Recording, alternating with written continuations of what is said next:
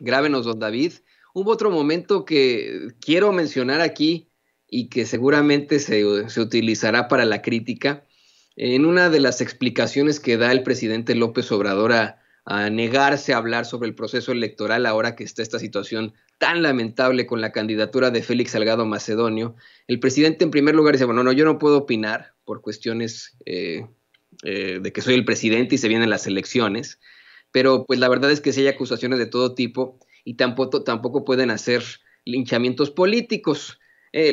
Dalila Escobar, y lo hace bien, yo creo, obviamente, cuestiona al presidente en cuanto, bueno, pero es que hay una serie de acusaciones previas, ya la víctima salió abiertamente a acusarlo de lo que presuntamente sufrió a manos de Félix Salgado Macedonio, etcétera, etcétera. Y mientras el presidente le está explicando esta situación electoral y las campañas que existen, hace fuertes declaraciones de una situación histórica, pero que creo va a ser problemático en cuanto a la crítica, en cuanto a sus adversarios, en cuanto a la oposición.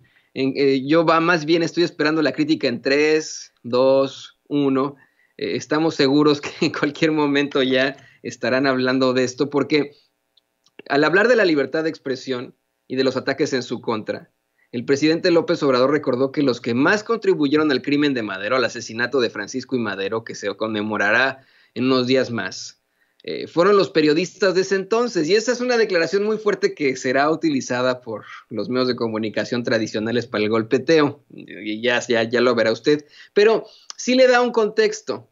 Yo no es que esté justificando al presidente López Obrador, pero me parece que el contexto es adecuado. El presidente dice que en su gobierno al menos tienen la mañanera, pero que a Madero la prensa porfirista lo acorraló, lo sometió a una campaña vil y pues fue a una prensa a la que Madero le dio todas las libertades. Insistió el presidente López Obrador con que los periodistas en México tienen garantizada su libertad de prensa y expresión. Esa sí es una realidad, eso es innegable.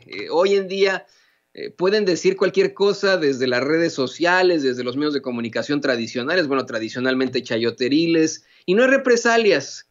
Se lo dice alguien que lo ha vivido, que ha vivido esas represalias cuando habla de algunas cosas que no quiere el gobierno escuchar. Yo estoy aquí en los Estados Unidos, aquí en Chicago, Illinois, debido precisamente a amenazas en el sexenio pasado. Esa es la razón por la cual me vine yo para acá, obviamente, y porque pues tuve toda la intención de unirme a este hermoso equipo de Sin Censura. Usted lo sabe muy bien, Vicente Serrano me dio la oportunidad de ser parte de este equipo de Sin Censura, pero en efecto hoy en día, con todo y que en efecto siguen habiendo agresiones contra periodistas, per se del gobierno federal no las hay. Ya no es la Secretaría de Gobernación la que te dice, oye, no puedes decir esto, no puedes hacer aquello. Existen las mañaneras y existe la crítica, y esto va a ser criticado, obviamente, por los medios de comunicación tradicionales. Es verdad eso, ¿eh? En tiempos de Porfirio Díaz, cerraban diarios, golpeaban periodistas, los metían en la cárcel, como también se hacía en sexenios pasados. No. O sea, eso también ocurría. Los metían en la cárcel, los traían del tingo al tango. El mismo Ricardo Flores Magón se tuvo que venir acá al medio este de los Estados Unidos ante la persecución en San Luis, Missouri. Es donde funda pues uno de los periódicos más recalcitrantes durante la época revolucionaria, pre-revolucionaria y post-revolucionaria de México. Acá también por situaciones políticas, pues obviamente intercambios con México, también lo meten en la cárcel y muere en la cárcel Ricardo Flores Magón aquí en el medio este de los Estados Unidos. Pero eso sí es la realidad. Había voces críticas al gobierno de Porfirio Díaz y eran calladas con la mayor violencia. ¿Qué pasa cuando llega Madero? Permite que todos hablen. Regresa la libertad, bueno, nunca, no había existido en México. Se implanta la libertad de expresión y la libertad de prensa en México y se da a conocer así.